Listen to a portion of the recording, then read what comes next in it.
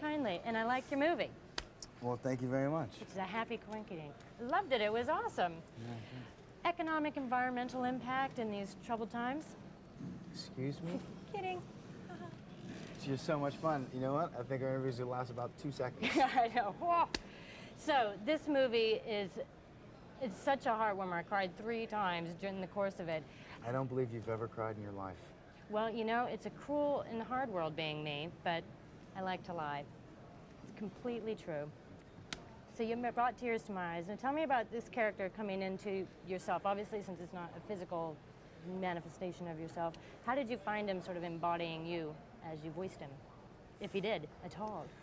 Yeah, you know, to tell you the truth, it's not quite like that. I mean, it's a very different experience from what I'm accustomed to. I mean, when I've done other films, that's really the idea, is to try and get into the character, maintain that character. Of course, with this process, you're working over, for me, it was 3 years. So, you know, what was difficult is once we established the character, which I did with a lot of help from the directors, Bob and Aaron, who obviously know the ins and outs of all these characters. They've been on this film for 6 years.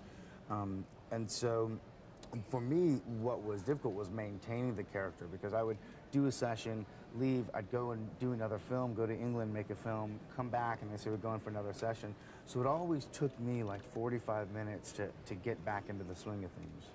And how, I mean, he went through quite an evolution himself, which was lovely to see. And I liked him because he was so real. Is that partly what made you think, yeah, this is a guy who I'd like to be?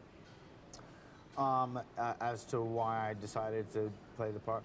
No, I mean, to be honest, you know, initially I've just been interested in doing animation because I'm curious about the process. I'm curious about the acting process, and working just specifically with one's voice.